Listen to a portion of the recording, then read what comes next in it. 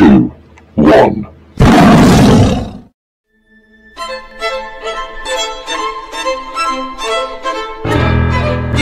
Hello guys, welcome back to my channel. तो आज की मूवी है डम्बो। मूवी स्टार्ट होती है और हमें एक सर्कस के सीन को दिखाया जाता है जहाँ पर दो बच्चे ट्रेन की आवाज़ सुन के उसकी तरफ आते हैं। इधर सब लोग अपने रिलेटिव से मिलने आए होते हैं।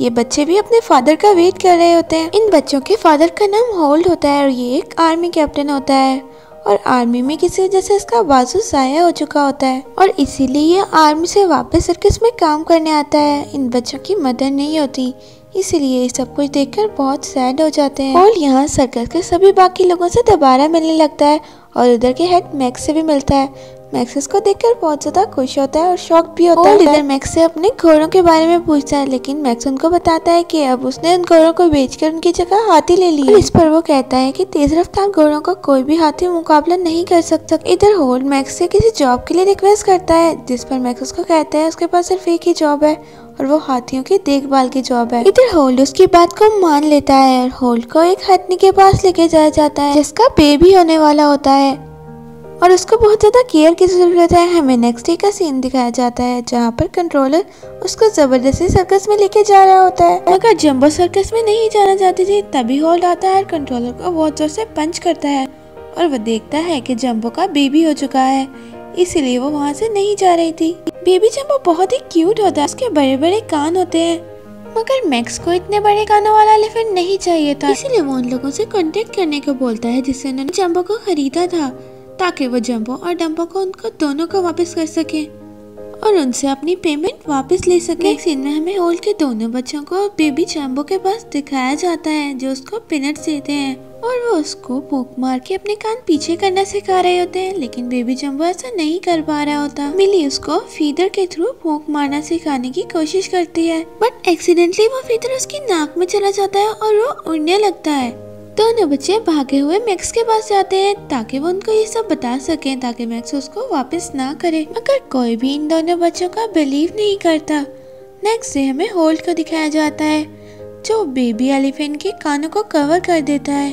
सर्कस में सारे हाथियों के पीछे पीछे बेबी एलिफेंट को भी लेके आया जाता है, मगर बेबी जंबो को ऑडियंस में बैठी एक लेडी के सर पर फीडर नजर आता है और वो उसको अपनी नाक में लेता है, इसीलिए उसके कानों पर से कपड़ा हट जाता है और सबके सामने उसके बड़े बड़े कान आ जाते हैं। सब लोग उसके कान देखकर उसका बहुत ज्यादा मजाक उड़ाते हैं और उसकी तरफ पीनट्स उठाकर फेंकने लगते हैं, जिसकी वजह से बाकी हाथी भी बहुत ज्यादा गुस्से में आ जाते हैं और जंबो भी गुस्सा करने लगती है और इससे इनका टेंट टूट जाता है। इधर जंबो को एक मैड एलिफेंट कहकर बंद कर दिया जाता है। इधर सर्कस में बेबी एलिफेंट के बोर्ड पर से लेटर रीअरेंज होकर डियर बेबी जंबो से एयर बेबी डम्बो हो जाते हैं और सब लोग उसको डम्बो बुलाने लगते हैं। इधर मैक्स इस इंसिडेंट के बाद जंबो को उसके ओनर को वापस कर देता है और उससे उसकी पेमेंट ले लेता है और इसके बाद सर्कस में सब बहुत उदास हो जाते हैं।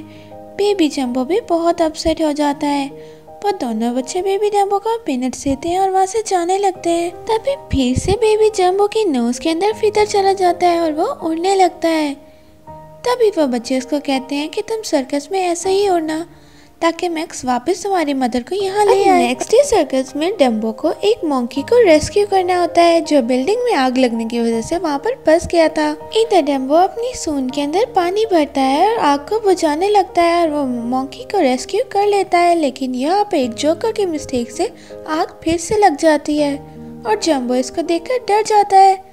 इधर मिली जानती थी कि जंबो फीदर के बगैर नहीं उड़ पाएगा, इसीलिए वो उसको फीदर देने के लिए ऊपर जाती है, लेकिन एंड पर वो उधर से पानी में गिर जाती है। मगर डम्बो फीदर को अपनी नोज में लेकर उड़ने लगता है जिसको देखकर सब हैरान हो जाते हैं। ऑडियंस में से एक लड़का उसकी पिक्चर क्लिक करके न्यूज़पेपर में दे देता है। ड्रीमलैंड सर्कस का ओनर वीए वंडरलैंड वहाँ पर देख लेता है। इधर वो अपनी को स्टार कोलेट के साथ मैक्स के सर्कस में आ जाता है और इधर मैक्स से मिलकर जंबो को खरीदने की बात करता है, जिस पर पहले तो मैक्स बिल्कुल इनकार कर देता है, लेकिन बाद में पार्टनरशिप का लालच देकर वो उसको मना लेता है और नेक्स्ट डे मैक्स की पूरी टीम को ड्रीमलैंड सर्कस लेके जाया जाता है जहाँ ये लोग बहुत खुश होते हैं। और इधर वंडरलैंड होल्ड को दोबारा से उसकी हॉर्स वाले ट्रिक्स करने के लिए ऑफर करता है और दूसरी तरफ कोलैंड वहाँ पर बच्चों के पास जाती है और उनसे डम्बो को उड़ाने की ट्रिक पूछने लगती है। फीदर वाली अटेम्प्ट करने से पहले तो वो फेल हो जाती है, लेकिन जैसे ही मिली ये करती है तो डम्बो उड़ने लगता है और वो बहुत हैरान हो जाती है। दूसरी तरफ मैक्स को उसकी सेक्रेटरी से मिलाया जाता है। अब जब वंडरलैंड कोलैड और डम्बो की प्रैक्टिस देखने के लिए आता है तो फिर से फर्स्ट अटेम्प्ट फेल हो जाती है, लेकिन सेकंड अटेम्प्ट में डम्बो उसको लेकर उड़ने लगता है, जिसको देख के वंडरलैंड बहुत खुश होता है। नेक्स्ट वंडरलैंड मैक्स को जैक ग्रिफिन से मिलवाता है, जो कि चांद पर जाने की एक प्रोजेक्ट पर काम कर रहा था, और वो उधर उसको बोलते हैं कि वो लोगों को डम्बो की ट्रिक दिखा के बहुत सारे पैसे इकट्ठे करे। अब इन लोगों की बातें चल ही रही होती हैं तो शो स्टार्ट हो जाता है। यहाँ हम डम्बो को बहुत ज्यादा तैयार दिखते हैं और उसको एक पॉल पर बहुत ऊंचा लेके जाया जाता है, जहाँ से उसको कोलैड को लेकर उड़ना था। कोलैड पहले तो सेफ्टी नेट ना होने की वजह से बहुत डर जाती है, लेकिन ऑडियंस को देखकर चुप कर जाती है और डम्बो को फीदर देती है, लेकिन छींक आने से डम्बो का फीदर गिर जाता है। जब डम्बो उसको पकड़ने की कोशिश करता है तो कोलैड गिरने लगती है, लेकिन रॉब और होल्ड की मदद से वो वहाँ पर बच जाती है। दूसरी तरफ नाइटमेयर आइलैंड में जहाँ पर जंबो होती है, उसकी आवाज़ सुनकर डम्बो वहाँ पर फौरन उड़ने लगता है और अपनी माँ के पास पहुँच जाता है। वंडरलैंड यहाँ भी पहुँच जाता है और गार्ड से घिरकर डम्बो को वहाँ से वापस ले जाता है।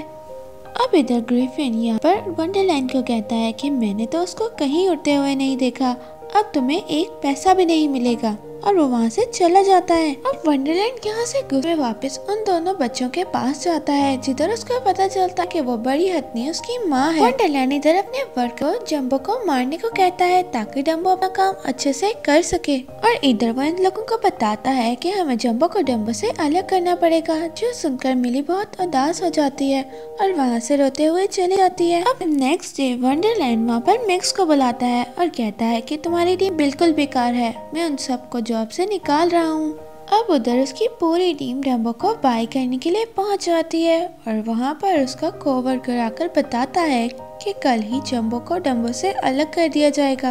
अब ये लोग पूरी टीम मिलकर एक प्लान बनाते हैं और इधर होल्ड और उसकी टीम, जिसमें कोलैड भी शामिल है, इधर डम्बो को अपनी मदर से मिलाने का प्लान कर रहे होते हैं। इधर उनके सर्कस की एक लेडी गार्ड्स को संभालती है, तो वो सब लोग उधर घुस जाते हैं और होल्ड इधर स्मोक बटन को ऑन कर देता है और यहाँ इलेक्ट्रिसिटी की सारी पावर बंद कर देता है, और इधर अंधेरे और स्मोक की वजह से वो आराम से जंबो को लेकर वहाँ से निकल जाते हैं। इधर वंडरलैंड मैक्स को सारी बात बता देता है और अपने वर्कमैन को उधर होल्ड के बच्चों को पकड़ के लाने को बोलता है। दूसरी तरफ होल्ड वहाँ पे सर्कस में बाहर निकलने का रास्ता बनाता है, जहाँ से डम्बो और कोलैड उड़कर बाहर निकल जाते हैं और बच्चे भी सर्कस से भाग जाते हैं। इधर से डम्बो उड़कर सर्कस के पावर हाउस टावर पर आ जाता है और यहाँ पहुंचकर सारी पावर्स ऑफ कर देता है। वंडरलैंड इधर डम्बो को कोलैड के साथ देखकर आग बगोला हो जाता है और सारी पावर्स ऑन करने की कोशिश करता है, लेकिन सर्कस में आग लग जाती है। होल्ड अपने घोड़े को लेकर बच्चों को बचाने के लिए सर्कस में आता है और वंडरवेयर के वर्कमैन को भगा देता है,